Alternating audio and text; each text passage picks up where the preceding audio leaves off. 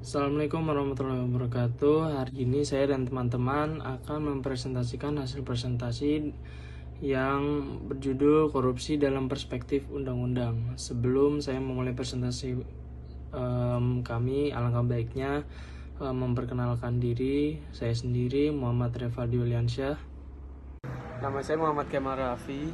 Perkenalkan, nama saya Royan Maulana.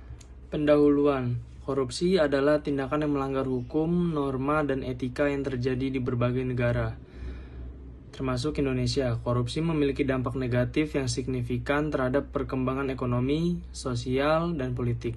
Dalam presentasi ini, kita akan membahas korupsi dari perspektif undang-undang di Indonesia, menganalisis bagaimana hukum mengatur, mencegah, dan menangani korupsi, serta melihat implikasinya dalam berbagai aspek kehidupan.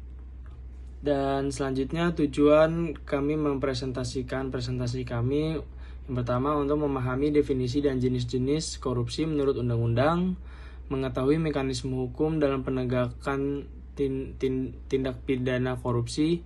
Yang ketiga, menganalisis dampak korupsi dan upaya pencegahan yang dilakukan. Dan yang keempat, melihat peran masyarakat dan media dalam memerangi korupsi. Selanjutnya ada definisi korupsi. Menurut Undang-Undang Nomor 31 Tahun 1999 untuk Undang-Undang Nomor 20 Tahun 2001 tentang pemberantasan tindak pidana korupsi. Korupsi melibatkan tindakan melawan hukum dengan menyalahgunakan kewenangan, kesempatan, atau sarana yang ada padanya karena jabatan atau kedudukan yang dapat merugikan keuangan atau perekonomian negara. Unsur-unsur korupsi. Yang pertama ada melawan hukum. Tindakan yang bertentangan dengan peraturan perundang-undangan. Dan yang kedua ada penyalahgunaan kewenangan. Itu memanfaatkan jabatan atau posisi untuk keuntungan pribadi. Dan yang ketiga ada tujuan memperkaya diri sendiri atau orang lain. Mendapatkan keuntungan pribadi atau untuk orang lain secara ilegal. Dan yang keempat kerugian keuangan negara. Itu mengakibatkan kerugian pada keuangan atau perekonomian negara. Korupsi menurut Undang-Undang 1 penggelapan aset yang dipercayakan kepada seseorang dalam kapasitasnya sebagai pejabat publik atau pegawai. Kedua, penyuapan, memberikan atau menerima sesuatu dengan tujuan mempengaruhi tindakan pejabat publik. Ketiga, nepotisme, memberikan keuntungan kepada keluarga atau teman dekat tanpa memperhatikan kompetensi dan aturan yang berlaku. Yang keempat, kolusi, kerjasama ilegal antara pejabat publik dan pihak lain untuk memperoleh keuntungan bersama. Yang terakhir, gratifikasi, pemberian hadiah atau imbalan yang dapat mempengaruhi kebijakan atau keputusan pejabat publik dan berpotensi merugikan keuangan negara. Peraturan dan undang-undang. 1. Undang-Undang Nomor 31 Tahun 1999 mengatur tindakan pidana korupsi dan penanganannya. Yang kedua, Undang-Undang Nomor 20 Tahun 2001 perubahan atas Undang-Undang Nomor 31 Tahun 1999 untuk memperkuat aturan pembatasan korupsi. Proses hukum.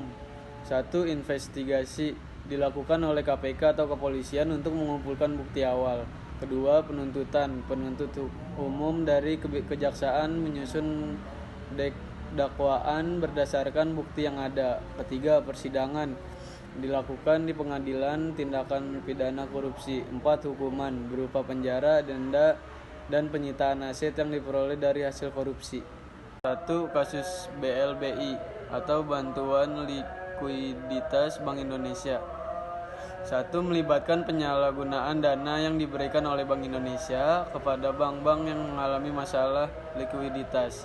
2. Kerugian negara mencapai triliunan rupiah. Selanjutnya ada kasus EKTP. 1. Penggelapan dana proyek KTP elektronik yang melibatkan banyak pejabat tinggi. Kedua, kerugian negara sekitar 2,3 triliun rupiah. Selanjutnya kasus Hambalang. 1. Penyalahgunaan anggaran proyek pembangunan pusat olahraga Hambalang. Yang kedua, melibatkan beberapa pejabat tinggi yang menyebabkan kerugian negara yang besar. Analisis setiap kasus menunjukkan betapa kompleksnya tindakan pidana korupsi Perlunya pencegahan hukum yang tegas dan konsisten untuk membatasi korupsi.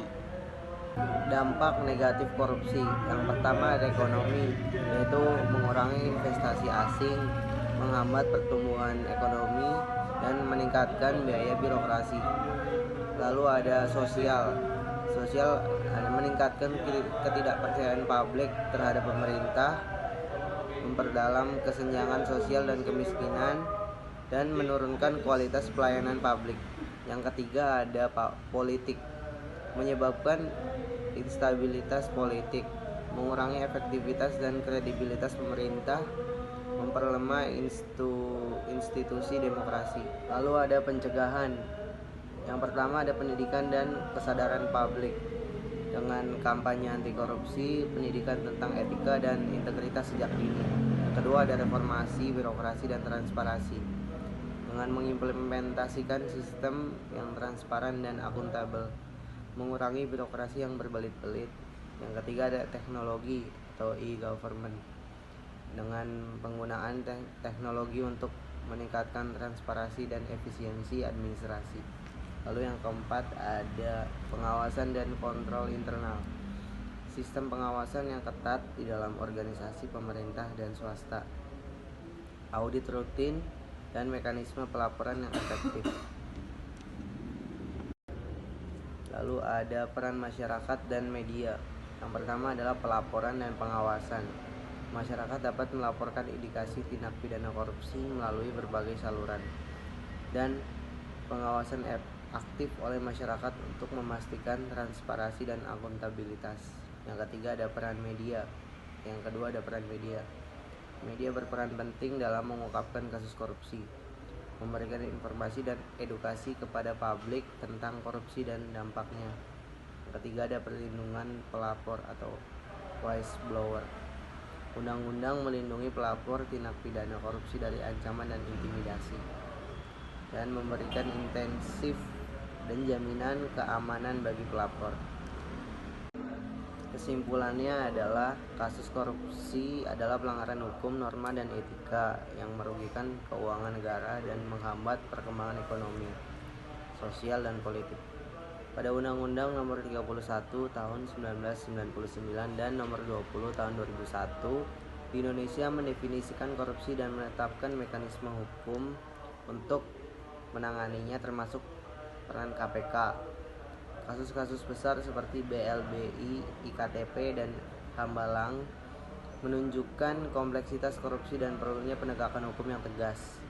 Korupsi berdampak negatif pada ekonomi, sosial, dan politik, sehingga pencegahan melalui pendidikan, reformasi birokrasi, teknologi, dan pengawasan sangat penting. Partisipasi aktif masyarakat dan media juga krusial dalam memerangi korupsi. Sekian dari presentasi kami. Terima kasih.